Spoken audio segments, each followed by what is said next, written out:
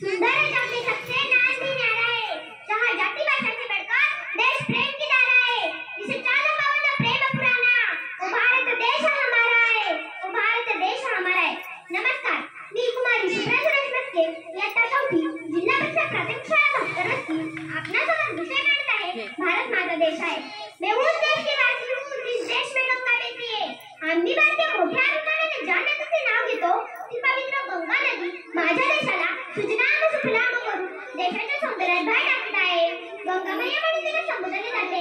आपले पवित्र सौंदर्य आणि प्रेम यामुळे भारतवासियांना आकर्षित केले आहे। गंगामय्याप्रती खूप प्रेम लागावं आणि अभिमान वाटावा।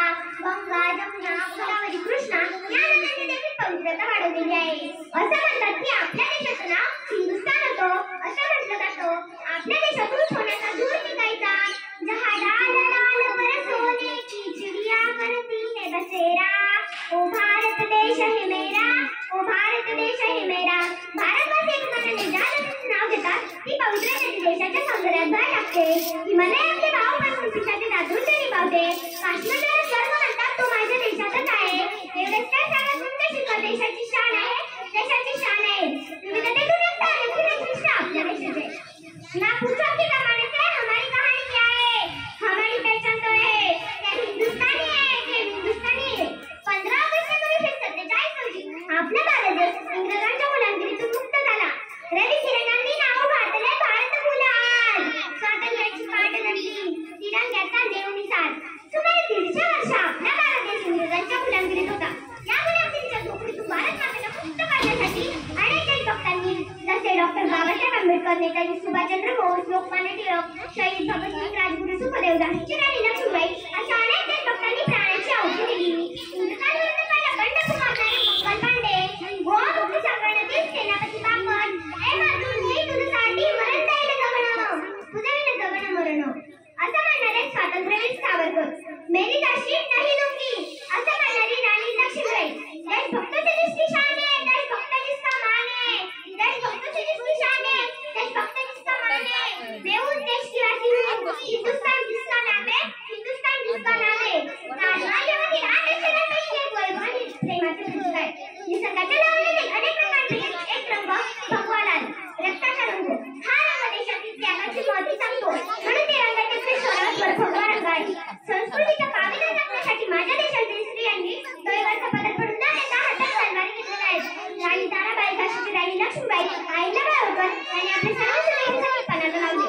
संत ज्ञानेश्वर, संत तुकाराम, कालिदास, व्यास, वाल्मिकी, केशव सुस्मारकर ही अनुभवी व्यक्ती माझ्या देशाच्या मातीत तट जन्मली। संदेश नहीं मैं तो स्वर्ग का लाया, बल्कि पुस्तक में स्वर्ग बनाने आया। असं म्हणणारे प्रभू श्री रामचंद्र यांच्या पदस्पर्शाने पावन झालेली भूमी आहे। दृष्टाचा सार करणाऱ्या कृष्णाची भूमी आहे। या भूमीवर अनेक संतांनी समानतेची व संस्कृतीची गुढी उभी केली आहे।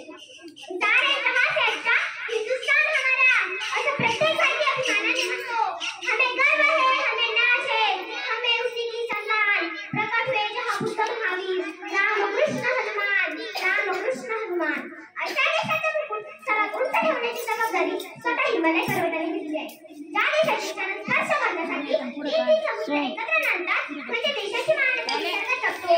साधर्म, एका लढाटाची आणि खंडांवर बदलणारे हजारो वर्ष अशा विविधतेतून नटलेल्या माझ्या भारताच्या रगारगातून राष्ट्रभक्ताचे रक्त आणि ओठांवर फक्त एकच जयमान दिसतो, तो म्हणजे भारत माता की जय। या देशाला उच्च स्थानावर पोहोचवण्याचे काम आपले आहे।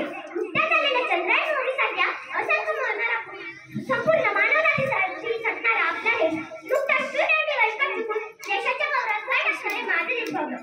सध्या चालू असलेल्या पॅरिस ऑलिम्पिकमध्ये या पदक जिंकलेल्या भारतीय खेळाडूंचं हार्दिक अभिनंदन।